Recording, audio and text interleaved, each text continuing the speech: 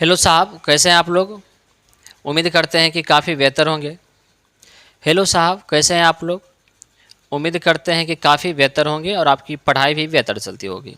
आज हम लोग फिर 6 जनवरी का करंट अफेयर लेकर के आए हैं और जो करंट अफेयर का पीडीएफ है डेली करंट अफेयर का, अगर आप वो लेना चाहते हैं तो आप हमारे टेलीग्राम चैनल आयशा क्लासेस से ज्वाइन करें और आपको डेली का जो पीडीएफ है वो आपको मिलता जाएगा। चलिए आज हम लोग शुरू करते हैं करंट अफेयर को। 6 जनवरी 2024 का ये करंट अफेयर है। पहला सवाल हम लोगों का है कि राष्ट्रीय पक्षी दिवस कब मनाया जाता है? राष्ट्रीय पक्षी दिवस कब मनाया जाता है? तो इसका आंसर हो जाएगा साहब 5 जनवरी। इसका आंसर हो जाएगा 5 जनवरी। 5 जनवरी हो जाएगा। तो आपको बताए थे 4 जनवरी को क्या मनाया जाता है, पिछले वीडियो में बताए थे। तो जो हम पिछले वीडियो में बताते हैं जानबूझ के आपको बोलते हैं कि आप कमेंट करिए, क्योंकि जो बातें आप कमेंट कर देते हैं एक तो पीछे जो पढ़े हैं उसका रिकॉल हो जाता है और वो चीज़ आप भूलते नहीं। बहुत लोग नहीं भी करते, नहीं करते तो हमारी इसमें कोई हानि नहीं है, हानि आपको होगा कि आप नहीं कमेंट करते तो हो सकता है कि वो जल्दी भूल जाएंगे चीज़ें। अगर आप बार बार लिखते हैं तो आपको याद रहेगा। डिपेंड आप पर करता है आपको लिखना है या नहीं लिखना है। चलिए सेकंड सवाल है कि हाल ही में किस राज्य के वांचो शिल्प को जीआई टैग दिया गया है? बात आई जीआई टैग और क्या वांचो शिल्प। वांचो शिल्प क्या है? ये बांस का बना हुआ ना कलाकारी है। बांस का बना हुआ कुछ वस्तुएं होती है, बांस के द्वारा कलाकारी की जाती है, बहुत सारी वस्तुएं बनाई जाती है, डिजाइनिंग की जाती है। तो उसी कला को कहा गया है वांचो शिल्प। तो किस राज्य का ये वांचो शिल्प है जिसे जीआई टैग मिला है? तो इसका आंसर क्या हो जाएगा? इसका आंसर हो जाएगा अरुणाचल प्रदेश। इसका आंसर हो जाएगा अरुणाचल प्रदेश। बात आई अरुणाचल प्रदेश की, तो हमें याद रखना है कि अरुणाचल प्रदेश में जो केसर केसर ए हिंद केसर ए हिंद तितली है, इसे राजकीय तितली घोषित किया गया है। केसर ए हिंद को राजकीय तितली घोषित किया गया है। इतना बात हम लोगों को ध्यान में रखना है। इसके अलावा क्या याद रखना है कि अरुणाचल प्रदेश में कई दर्रे हैं, जैसे हो गया अरुणाचल प्रदेश, तो याद रखेंगे अरुणाचल प्रदेश में याद रखेंगे अरुण, दीफू, पानी, बोया। दीफू, पानी, बोया। तो दीफू से हो गया दीफू दर्रा, पानी से हो गया लेखा पानी दर्रा, बो से हो गया बोमडीला दर्रा, या से हो गया यांग यापा दर्रा। इसके अलावा और भी दर्रे हैं, पांगसाऊ, कुमचबांग और भी दर्रे। एक बात और याद रखेंगे, अरुणाचल प्रदेश में जो बृहद हिमालय है उसकी सबसे पूर्वी चोटी है, बृहद हिमालय की सबसे पूर्वी चोटी, जिसका क्या नाम है? नामचा वरपा। नामचा वरपा। और इसी नामचा वरपा के पास से ब्रह्मपुत्र नदी भारत में प्रवेश करती है, अरुणाचल प्रदेश में प्रवेश करती है, भारत के अरुणाचल प्रदेश में। और ब्रह्मपुत्र नदी का अरुणाचल प्रदेश में जो नाम होता है दिहांग नदी। जब ये असम में आ जाती है, असम में, तब इसका नाम पड़ता है ब्रह्मपुत्र नदी। इतना बातें हम लोगों को ध्यान में रखना है। चलिए नेक्स्ट हम लोग देखते हैं कि हाल ही में कहाँ 10वीं शताब्दी का कदम्ब शिलालेख मिला है?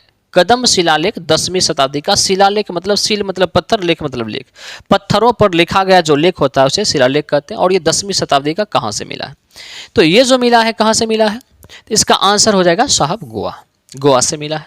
बात आई गोवा की, तो याद रखें गोवा की राजधानी कहाँ है? पणजी। पणजी किस नदी के किनारे है?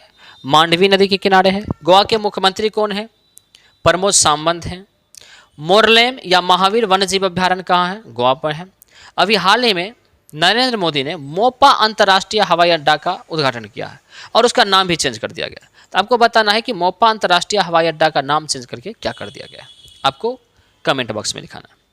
उसके अलावा आपको पता है कि गोवा पर जो अधिकार था किसका था? पुर्तगालियों का अधिकार था। सबसे पहले पुर्तगाली यहाँ पर आए भी थे और पुर्तगाली सबसे पहले भारत आए भी थे और सबसे अंतिम में गए थे। कब गए थे? 19 दिसंबर 1961 को गए थे। ठीक है, इसीलिए करके 19 दिसंबर को हम लोग गोवा मुक्ति दिवस मनाते हैं। इस बात को हमें ध्यान में रखना है। चलिए नेक्स्ट हम लोग देख लेते हैं। 19 दिसंबर 1961 को गोवा पुर्तगालियों से क्या हो गया था? आज़ाद हो गया था। ये पॉइंट्स ध्यान में रखना है। गोवा के मुख्यमंत्री प्रमोद सावंत। अंतर्राष्ट्रीय फिल्म महोत्सव 2023 कहाँ मनाया गया? गोवा में। गोवा में मोपा अंतर्राष्ट्रीय हवाई अड्डा का उद्घाटन किया गया। मांडवी नदी को गोवा का जीवन रेखा कहा जाता है।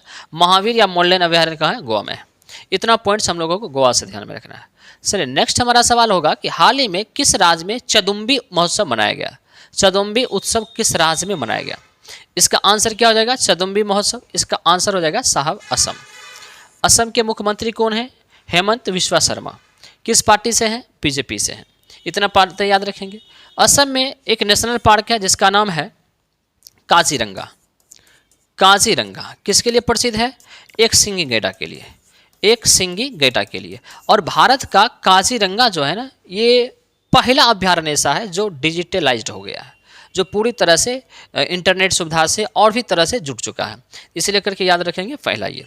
चलिए उसके बाद आपको पता है दुधवा जो नेशनल पार्क है, जो भारत का पहला गैंडा पुनर्वास बना है, जो उत्तर प्रदेश में है। इतना बात याद रखेंगे।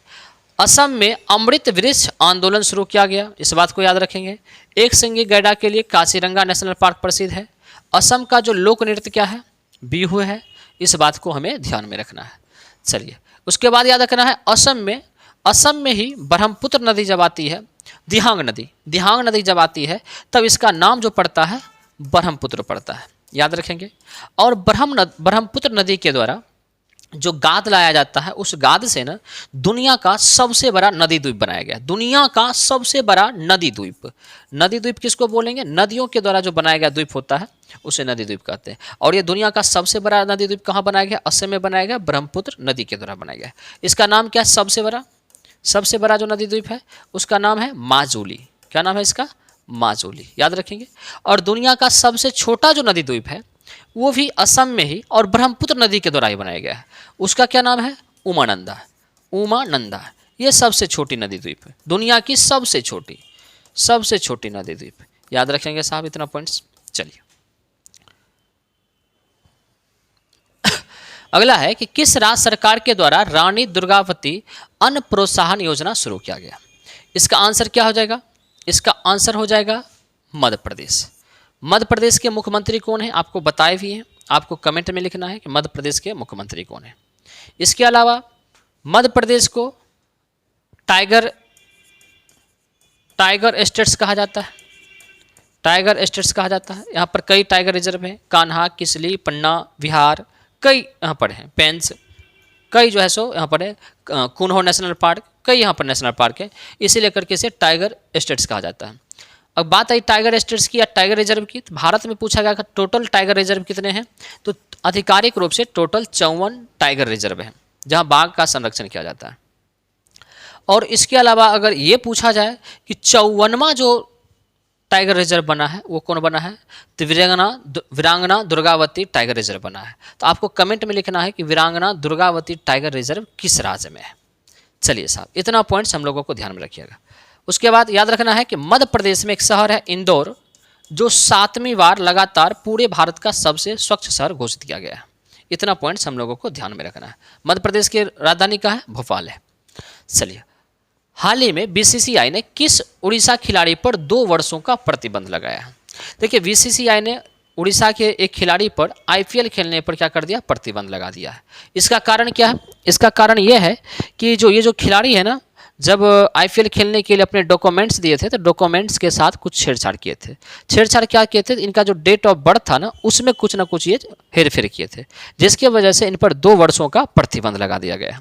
तो 2 वर्षों का प्रतिबंध लगाया किनके द्वारा लगाया गया है? बीसीसीआई के द्वारा। और किन खिलाड़ियों पर? तो सुमित शर्मा पर। याद रखेंगे। बात आई उड़ीसा का, तो उड़ीसा के मुख्यमंत्री कौन है? नवीन पटनायक हैं। उड़ीसा में एक नदी बहती है जो उड़ीसा का जीवन रेखा कहा जाता है, महानदी। याद रखेंगे इस बात को। और महानदी पर कौन सा बांध बना हुआ है? हीराकुंड बांध बना हुआ है। कौन सा बांध है? हीराकुंड बांध बना हुआ है। याद रखेंगे। बात आई उड़ीसा की, तो उड़ीसा में याद रखिएगा भितरकनिका नेशनल पार्क है। भितरकनिका नेशनल पार्क है। ये किसके लिए प्रसिद्ध है? कछुआ के लिए प्रसिद्ध है। कछुआ के लिए। यहाँ पर सिमलीपाल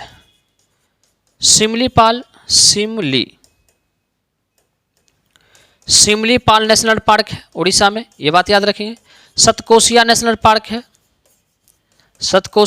पार्क है, ये बात याद रखेंगे। इसके अलावा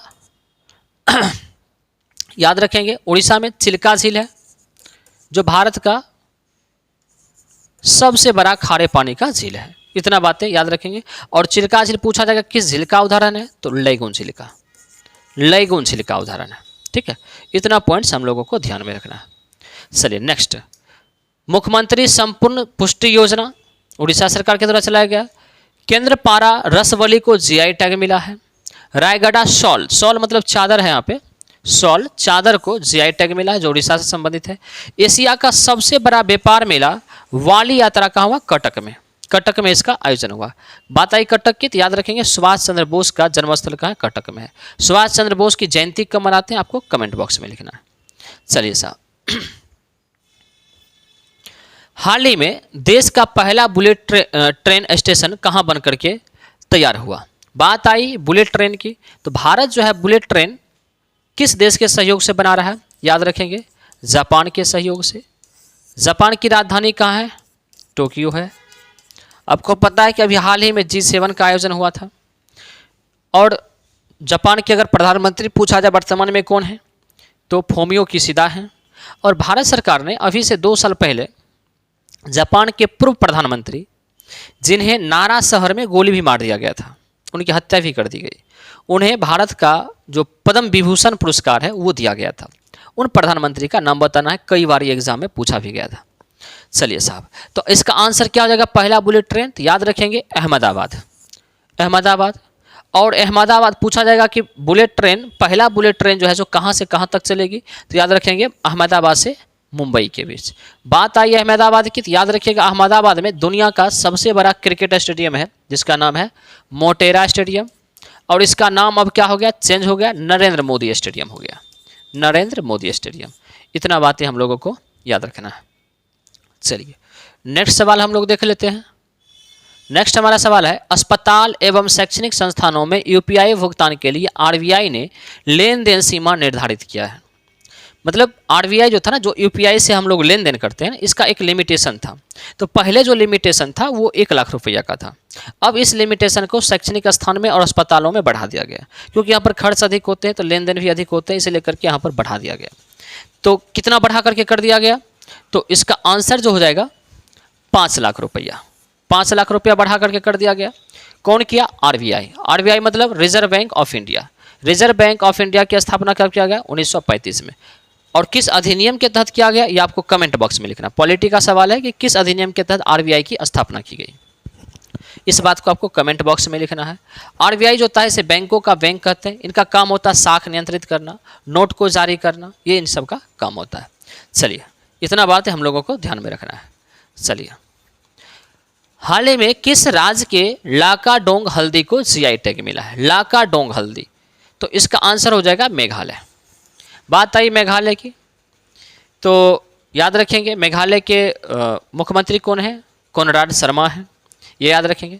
मेघालय में 3 पहाड़ियाँ हैं, गारो, खासी और जैंतिया, याद रखेंगे। और गारो, खासी, जैंतिया 3 जनजाति भी हैं जो मेघालय में निवास करती हैं। इसके अलावा याद रखेंगे भारत का सबसे अधिक वर्षा वाला स्थल, जहाँ सबसे अधिक भारत में वर्षा होती है, मानसीराम में होती है। इससे पहले भी अगर वर्षा हुआ करती थी सबसे अधिक, तो चेरापूंजी में हुआ करती थी जो मेघालय का हिस्सा है। और अभी जो वर्तमान में हो रहा है मानसीराम में हो रहा है, सबसे अधिक पूरे भारत में सबसे अधिक वर्षा जो हो रहा है मेघालय के मानसीराम में हो रहा है। इतना बातें हम लोगों को ध्यान में रखना है। गारो, खासी, जैंतिया 3 पहाड़ियाँ हैं, इतना बात हम लोगों को ध्यान में रखना है। चलिए, इसके अलावा याद रखेंगे लारनाई नामक जो काली मिट्टी के बर्तन है, लारनाई बर्तन का नाम है जो मिट्टी से बनी हुई है, काली मिट्टी से बनी हुई है, इसको जीआई टैग मिला है। गारो चुबिची मादक पदार्थ है, नशीली पदार्थ है, इसको भी जीआई टैग दिया गया है।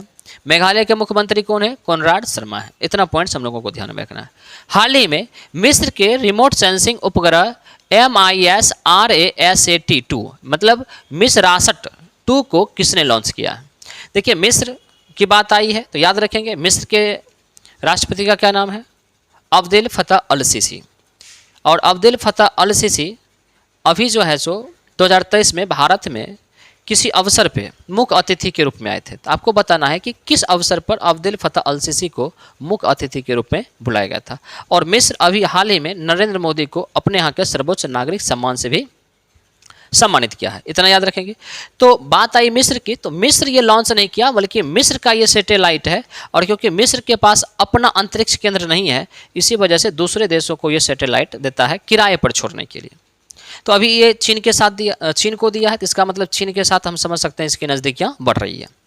तो इसका आंसर क्या हो जाएगा? फिर आंसर तो बोल ही दिया, इसका आंसर हो जाएगा चीन, इसका आंसर हो जाएगा चीन। बात आई चीन की, तो याद रखेंगे हम लोग, चीन जो है ना, अभी हाल ही में एक रिपोर्ट आया है कि पूरी दुनिया में सबसे अधिक कैंसर का मरीज कहाँ पर है, तो वो चीन में है। दूसरे स्थान पे कहाँ सबसे अधिक? वो भारत में है। सबसे अधिक तंबाकू का उत्पादन कहाँ होता है? तो चीन में होता है। और सबसे अधिक तंबाकू का उपयोग भी कौन करता है? तो चीन करता है। तंबाकू के उत्पादन में दूसरे स्थान पर कौन है? भारत है। और तंबाकू के उपभोग में भी दूसरे स्थान पर कौन है? भारत है।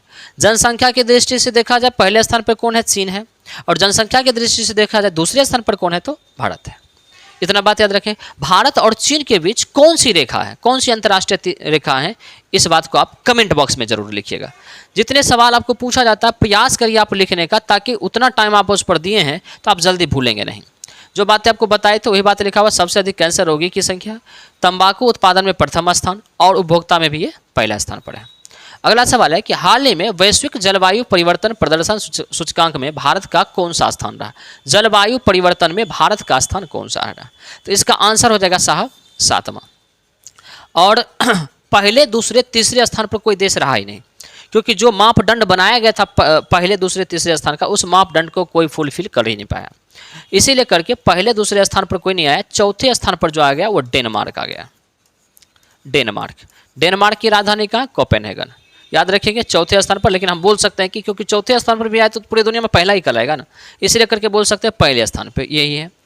अंतिम स्थान पर पूछेगा 67वें स्थान पर सऊदी अरब है, इतना बात याद रखेंगे। अगला सवाल है कि हाल ही में भारत एवं किस देश के बीच विनवैक्स 2023 युद्धाभ्यास हुआ है? विनवैक्स तो नाम से ही आपको पता चलता होगा, वी से वियतनाम, IN से इंडिया। वियतनाम और इंडिया के बीच में विनवैक्स 2023 युद्धाभ्यास हुआ है। और ये युद्धाभ्यास जो हुआ है वियतनाम का ही एक शहर है हनोई में हुआ है, इस बात को याद रखेंगे। बात आई वियतनाम की, तो हमें याद रखना है कि अभी हाल ही में भारत सरकार ने वियतनाम को एक युद्धपोत दिया था, उसका क्या नाम था? तो INS कृपान। क्या नाम था उसका? INS कृपान। इतना बातें हम लोगों को ध्यान में रखना है। चलिए, आज का करंट अफेयर जो था हमारा समाप्त होता है। अब हम फिर कल मिलते हैं नए करंट अफेयर के साथ। तब तक के लिए थैंक यू, टेक केयर।